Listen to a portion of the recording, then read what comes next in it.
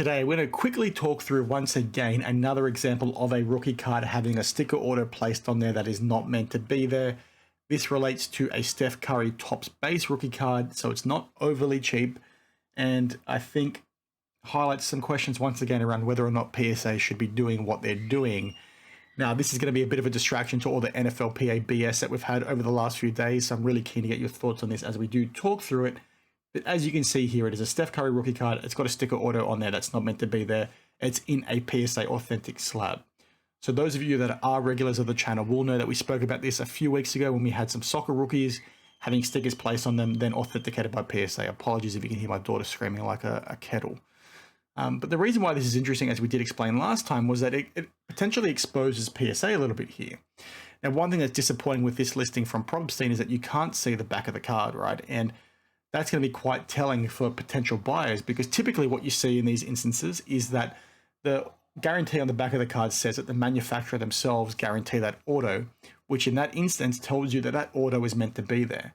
If you were to see the back of this card, you'd see that there's no mention of an auto whatsoever, which is problematic for people trying to buy this, because they might be thinking that this autograph is actually meant to be there, and they might just think that this person didn't get the card graded because they didn't think it would grade well, when in reality they didn't get the card graded because it wouldn't have passed grading, would be considered altering because this sticker was placed on there. And in that last video we spoke about why this was bad for PSA to do, because if you've got somebody, like I think we do, taking sticker autos off future year cards, right? Maybe someone has taken a base, auto of Steph Curry from like 2023 Prism, i.e. his 10th year of the product or whatever it is. They've taken it off there, peeled it off and stuck it onto this base card. And because they've now had it authenticated by PSA, it sort of lets them double dip on the situation, because they can take this card that never meant to have an auto on there and try and generate a bit of a premium because PSA has authenticated it. The card that previously did have the sticker auto on there that now has nothing can have a fake auto put on there, a forged auto, can send it to PSA to get the card itself graded, because keep in mind when PSA grade cards, they don't look at the auto unless you ask them to, which would then pass grading and allow that person to sell that card with a fake auto on there. And some of you will say, well, how can that happen? Well, like I touched on earlier, the back of the card states that the manufacturer provides a guarantee over that auto. PSA don't look at it. So because there's no sticker auto on there anymore, it allows that person to double dip. And I think it's pretty damn concerning. And it, again, is pretty poor that Probstein is not putting the back photo of the card on here, because it's going to allow somebody to potentially get, misrepresented in this instance, or have the card be misrepresented, which means they will be misguided with their purchase. Some people don't think that this is not meant to be there. Some people think this is how it is, and some people think that they might be in a position to, buy it, crack it, and send it in to get graded, and thinking that they can make a big return on it, when in reality you can't, because the card is in fact altered. It's just a curious one, and one that I don't think PSA should be authenticating. I do not think that PSA should authenticate any card. Doesn't matter whether it's coming from Leaf, because they do instances like this that have had sticker autos placed on there afterwards, because it exposes buyers potentially. It allows scammers to try and milk the system, game the system to try and double dip in certain situations. And as a business, I don't think it's super wise for them to be putting their name on something like that. So I just wanted to bring that to your attention so you guys can be aware of it, so you don't get scammed. If you know somebody that is interested in it, basically avoid it like the plague, because it's not something that's overly desirable. Now, if you want a Steph Curry, rookie card with a sticker auto on there, sure, go and buy it.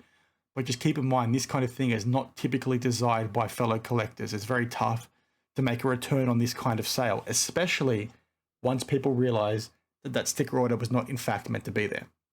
Because that's basically where you run into a world of problems. Now, again, some of you will say, well, PSA authenticated it, so what's the big deal? I think the big deal is, I've talked to this before, the hobby likes what it likes, right? They have a preference for certain things. In-card orders, in-person orders, I should say, have never been something that people preferred over manufacturer pulled cards. And that is a bit silly on face value, because it is an auto, so who gives a shit where it came from? But people act in funny ways. It's the same reason why game use patches are preferred over buying game use jerseys for the most part for people in this hobby, right? We have tendencies, we have traits, we have preferences, and this is one of those. So it needs to be brought to people's attention a lot better than what it currently is, because not everybody knows what PSA DNA actually means. And yes, the buyers themselves should be better educated, but keep in mind, a lot of people aren't. And just because people aren't going to do their own due diligence doesn't mean that you as a seller wanting to do this can rip them off. And I just think it's a pretty interesting one that I don't think PSA should participate in. If you want to do it, go for gold, but just be very careful with this sort of stuff because, again, people are out there trying to scam you with it, and it's not that pervasive. It's not that big of a deal because it doesn't look like it's happening all that much. But please just be across it so you can sort of not get scammed yourself. Now, I think that was it that I wanted to talk to on this one. Just a very quick one today. Please don't get scammed with this sort of stuff. Let me know if you see it happening elsewhere. I don't like it. I think it's, you know, funny to see because me and my mates know about it, so we know we're not going to fall for it. But you know, there are people out there that will fall for it, and that's not okay in my book. So just wanted to share that with you all quickly today. Thanks for watching, and I will see you in the next one. Cheers.